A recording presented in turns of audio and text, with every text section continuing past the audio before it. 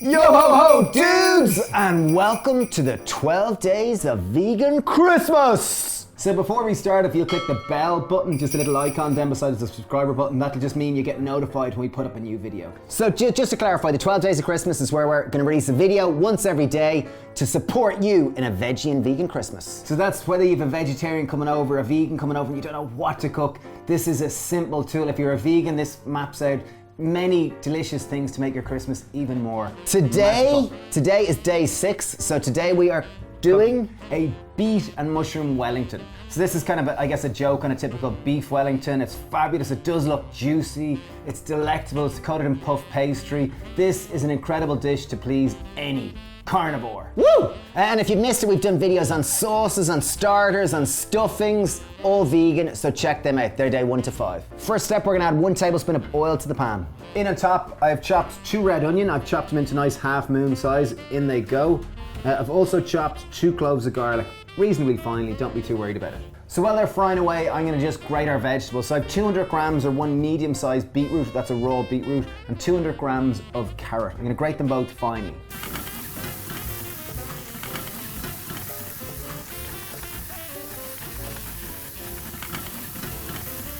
Okay, so we fried in the garlic and onion for about 2 minutes. They've kind of started to turn a bit golden. I'm gonna slice the mushrooms up nice and finely and add them in. 200 grams of oyster mushrooms, well worth seeking out if you can. This is your Christmas dinner. So worth seeking oyster mushrooms. If you can't get them, get shiitake. And if you can't get shiitake, button would work fine.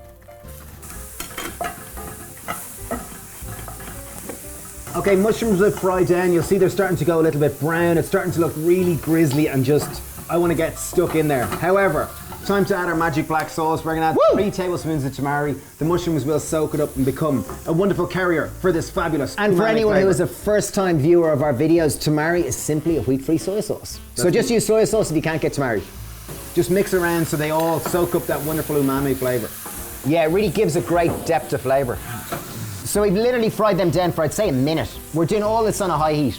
So once the tamari has been absorbed and the mushrooms are kind of starting to char and just go beautiful, Pan starting drying out. time to add in our grated beetroot and grated carrot. We're gonna add a nice pinch of salt with them as well, just to help the carrot to sweat out its flavours. So a good pinch of salt. So I have a good pinch of black pepper I'm gonna pop in. Next step, we're gonna add in 200 grams of cashew nuts. I'm gonna just chop these so they're a little bit finer. You could do it in a food processor, but I wanna make this just as democratic. Just literally take them and just chop them. So the thing which we're really looking for is we want that bright red beet colour to spread right the way through it, so that it kind of, the word beet and beef kind of blur slightly. How many grams is this? 200 grams of chopped cashew nuts. So question, Steve, if I didn't have cashews, could I use walnuts or almonds? You could. Cashews, that will give a creamier texture and they'll just brown up nicer in this case. Okay, next step, we want to add some more starch to this to make sure it's thicker, and when we cut it, it'll stick together. So we're going to add in wholemeal couscous. Obviously, if you're gluten-free, use a rice-based couscous. So I have 75 grams of wholemeal couscous. Okay, question is, if I didn't want to use couscous at all, could I just use rice? You can use quinoa or rice. Make sure they're cooked. I'm literally going to coat it in boiling water, so this water is boiling. Make sure the boiling water literally just covers it, just where it's just literally about that much over the top. You can put something over the top or whatever way. I'm just going to cover it. Next step, it's time to get herbalicious. So I have some sage, which is a wonderful Christmas herb, well worth seeking out. It'll just add that kind of stuffing flavour, that kind of aromatic fragrance. It's very distinctive Christmas herb, along with thyme and rosemary. So we're just going with thyme and sage. So I have about 5 grams of sage. I'm just going to chop it up loosely. Loosely, as in roughly? Roughly, yeah. Okay, good one. Roughly.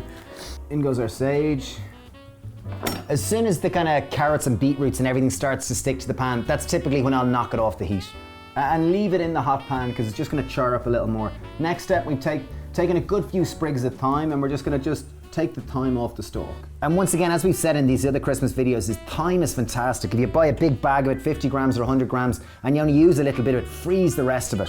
It freezes really well, it doesn't blacken, and then it comes off the stalk much easier. Yeah. So you see, we are putting quite a lot of thyme, and it is worthwhile doing it. It'll just give that very much a festive flavour, and it'll help elevate, because beetroot can be quite an earthy herb. So this will just help elevate the flavour and just add a greater profile. Our couscous is now doubled in volume and weight. There's suddenly 150 grams of wholemeal couscous. I'm gonna add that in. So if you're not gonna use couscous, use cooked rice or cooked quinoa. Similar volume, that's meaning 150 grams. In it goes. This is gonna help hold it all together and just make it a more solid loaf-like for a Wellington. And just mix it right the way through until it turns red and there's a proper cohesive red colour right the way through it. Okay, pastry o'clock. So we've taken 1 sheet of puff pastry. This is vegan puff pastry that we bought in the frozen fruit aisle of our supermarket. I know we've been using puff pastry a lot and phyllo pastry in these 5 to 6 days of Christmas thus far, but it is Christmas, it is celebration time, and enjoy it. That's what I would say. Yeah. Next step, we're gonna take our filling, pop it right in the middle.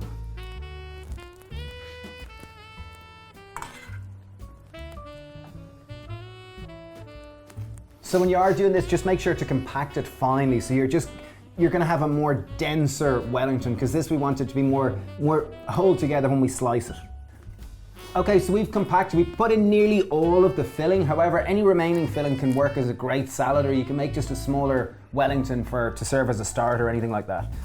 Here we go. So you're obviously putting one bit across the middle, take the next bit, and again, you really want to keep it tight. So we want this to meet in the middle.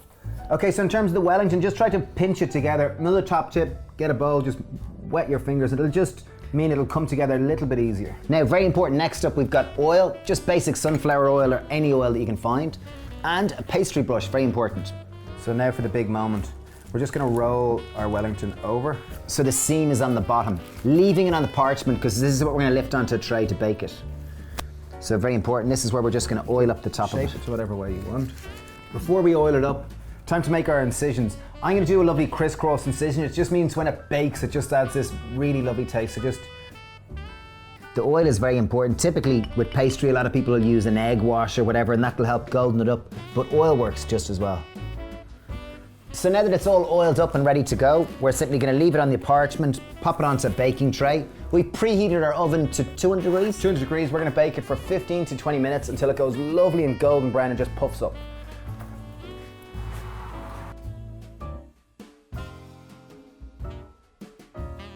Kitchen smells fab. Time to get our Wellington out. It's been in the oven about 20 minutes in total. Woo! Yee-hoo! So look at that for beautiful. So obviously I did score it a little bit deep at a few points. Don't worry if it does, it just adds the rustic effect. Decoration, just before we get into it, before we cut her up. A little bit of thyme, a few sprigs of thyme look fab. Just add that nice. Like a little dusting. I always think a bit of pink peppercorns. So peppercorns, you immediately think spicy and savory. These are actually quite sweet and tasting. They're not really gonna be eaten, but they're more just decorative. They look fantastic. They'll give it a nice kind of pop of colour. Just that Christmas look, the red and green.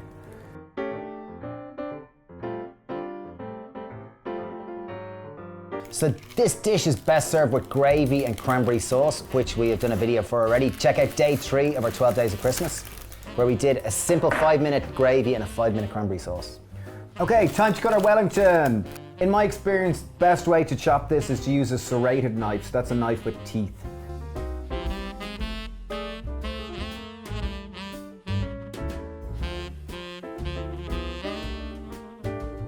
Beautiful. There we are. So look at that for beautiful. Looks it's amazing. steaming. It looks fleshy. It looks starchy, fatty, mushroomy. Okay, delicious. let's get it down on a plate. Like, I cheers, love this that is to you. mixture. Look at that mixture. Day 6, 12 days of Christmas.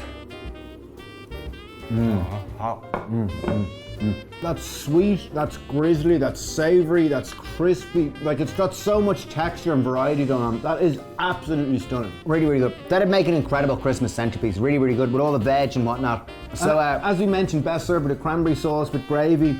We're gonna do a thing on Brussels sprouts, a few things. It's fabulous. Please share this recipe with anyone that needs vegetarian or vegan inspiration. This is a killer recipe. Thank you for watching, and stay tuned for tomorrow. Tomorrow we're gonna have another of our 12 days of vegan Christmas. Woo! cheers, dudes. Thanks for watching.